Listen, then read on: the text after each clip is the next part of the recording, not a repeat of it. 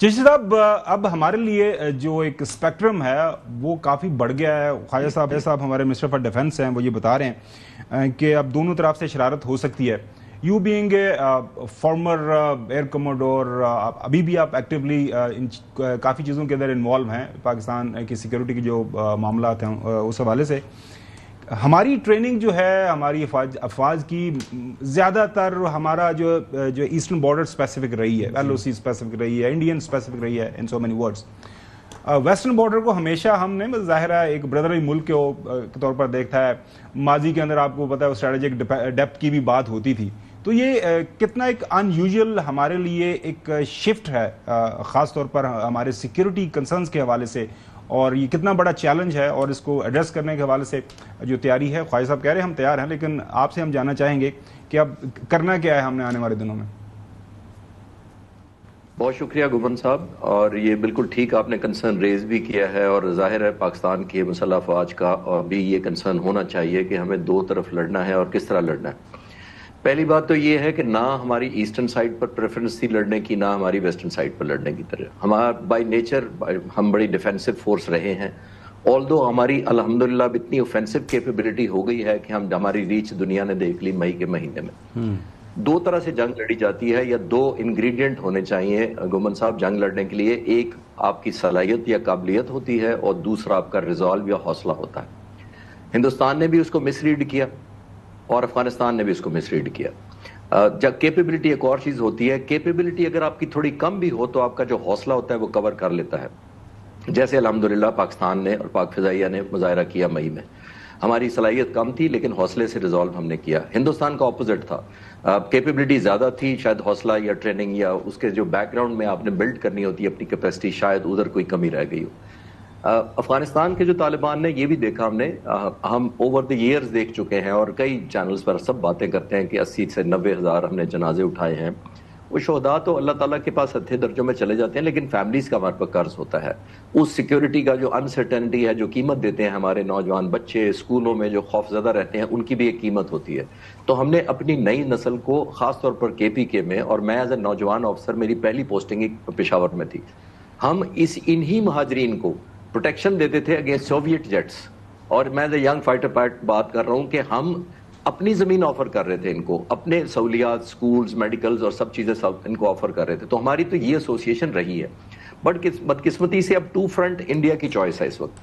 अगर आप international media follow करें, खासतौर पर इंडिया का फॉलो करें, तो वो देखते हैं कि हिंदुस्तान में ऑलमोस्ट बड़ा सेलिब्रेशन का माहौल है। खासतौर मैं मिलिट्री क्वार्टर्स की बात कर रहा हूँ, मैं लोगों की बात नहीं कर रहा। वो ये समझते हैं कि जो हम नहीं कर सकते, हमने रेंट टेरर के थ्रू एक टेरर को किराए पे लेके, उसी मुल्ला मुत्तकी को जो 9 साल की उम्र में पाकिस्तान आ गया था, जो बड़ा होकर वापस गया, मिनिस्टर बन गए थे कल्चर के और इंफॉर्मेशन के, अफगानिस्तान की पहली तालिबान हुकूमत जो 1996 में थी।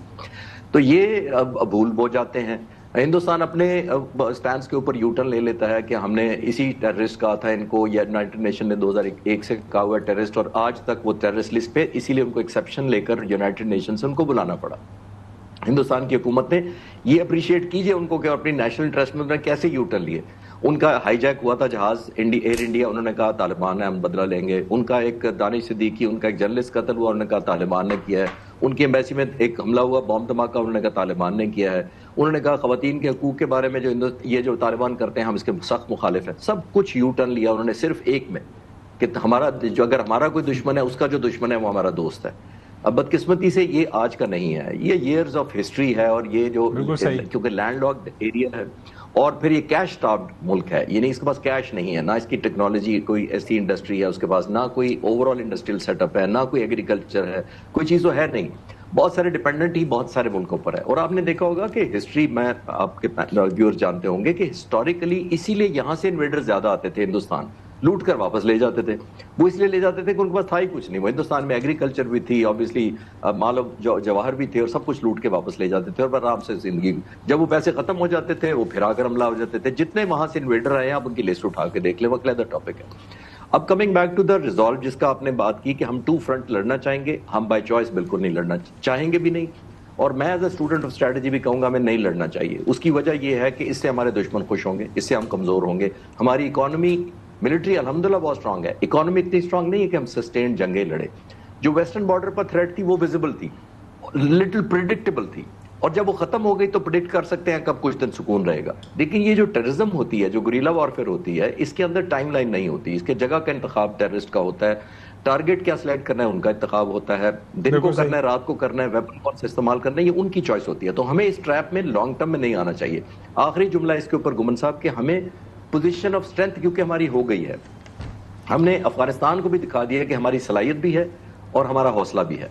ये कैपेबिलिटी दिखाना ही मकसद होता है। जरूरी नहीं कि हमको अफगानिस्तान को तबाही मचा दें, अल्हम्दुलिल्लाह मिलिटरीली कोई मुकाबला नहीं है, लेकिन हमें ग्रेस के साथ, पोजीशन ऑफ स्ट्रेंथ के साथ आगे चलना चाहिए। और खासतौर पर जो दोस्त ममालिक जिन्होंने सीज फायर 48 घंटे कराई है, एक टेबल पर बैठ के एक वे बिल्कुल सही है। हम उम्मीद रखते हैं कि सऊदी अरेबिया और कतर जो है मजीद इसमें अपना किरदार